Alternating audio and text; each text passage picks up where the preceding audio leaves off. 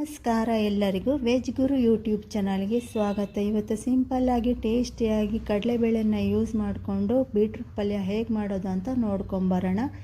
ಮೊದಲಿಗೆ ಒಂದು ಕುಕ್ಕರ್ ತೊಗೊಳ್ಳಿ, ಅರ್ಧ ಗ್ಲಾಸ್ ಕಡಲೆಬೇಳೆ ಹಾಕಿ ತೊಳೆದು ನೀರು ಮುಳುಗಷ್ಟು ಹಾಕಿ ಬಾಯ್ಲ್ ಮಾಡೋಕ್ಕಿಡಿ. ಇವಾಗ ಮೇಲೆ ನೊರೆ ಬಂದಿರೋದನ್ನೆಲ್ಲ ತೆಗೆದು ಅರ್ಧ kg ಬೀಟ್ರೂಟನ್ನು ಮೇಲೆ ಸಿಪ್ಪೆ ತೆಗೆದು ಮೀಡಿಯಮ್ ಸೈಜಲ್ಲಿ ಕಟ್ ಮಾಡಿಟ್ಕೊಂಡು ಅದರಲ್ಲಿ ಹಾಕಿ ಕುಕ್ಕರ್ ಮುಚ್ಚಳ ಮುಚ್ಚಿ 3 ವಿಸಿಲ್ ಆಗಕ್ಕೆ ಬಿಡಿ. ಈ ಪಲ್ಯ ರೊಟ್ಟಿ, ಚಪಾತಿ, ಅನ್ನಕ್ಕೆ ತಿನ್ಬೋದು, ತುಂಬ ಟೇಸ್ಟಿಯಾಗಿರುತ್ತೆ.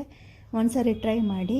ಒಂದು ಬಾಣಲೆ ತಗೊಳ್ಳಿ, ಅದರಲ್ಲಿ 2 ಸ್ಪೂನ್ ಎಣ್ಣೆ ಹಾಕಿ ಒಗ್ಗರಣೆ ಕಾಳು ಹಾಕಿ ಸಿಡಿದ ನಂತರ 7-8 ಎಸಳು ಬೆಳ್ಳುಳ್ಳಿ ಜಜ್ಜಿ ಹಾಕಿ, ಬೇಡ ಅನ್ನೋರು ಅದನ್ನು ಸ್ಕಿಪ್ ಮಾಡಿಕೊಂಡು ಕರಿಬೇವನ್ನ ಕತ್ತರಿಸಿ ಅದರಲ್ಲಿ ಹಾಕಿ, ಇವಾಗ ಅದಕ್ಕೆ ಅರಿಶಿನ ಪುಡಿ, ಖಾರದ ಪುಡಿ 1 ಸ್ಪೂನು, 1/4 ಸ್ಪೂನ್ ಹಾಕ್ಕೊಂಡಿದ್ದೀನಿ. ಸಾಂಬಾರು ಪೌಡರ್ ನಿಮಗೆ ಮನೇಲಿ ಯಾವುದಿದೆ ಅದನ್ನು ಹಾಕ್ಕೊಂಡು ಉಪ್ಪು ಹಾಕ್ಕೊಂಡು ಕಲಸಿ, ಇವಾಗ ಅದಕ್ಕೆ ಬೀಟ್ರೂಟ್ನ ಅದರಲ್ಲಿ ಹಾಕಿ ಕಲಸಿ ಅರ್ಧ ಬಟ್ಲು ಒಣ ಕೊಬ್ಬರಿನ ಗ್ರೈಂಡ್ ಮಾಡಿಕೊಂಡು ಹಾಕಿದರೆ ಬೀಟ್ರೂಟ್ ಪಲ್ಯ ರೆಡಿ ಆಗುತ್ತೆ. ಇದನ್ನು ಬೆಳಗ್ಗೆ ಹೊತ್ತು ಬೇಗ ಮಾಡ್ಕೊಂಬಿಡ್ಬೋದು. ಈ ವಿಡಿಯೋ ಇಷ್ಟ ಆದರೆ ಲೈಕ್ ಮಾಡಿ, ಶೇರ್ ಮಾಡಿ, ಸಬ್ಸ್ಕ್ರೈಬ್ ಮಾಡ್ಕೊಳ್ಳಿ.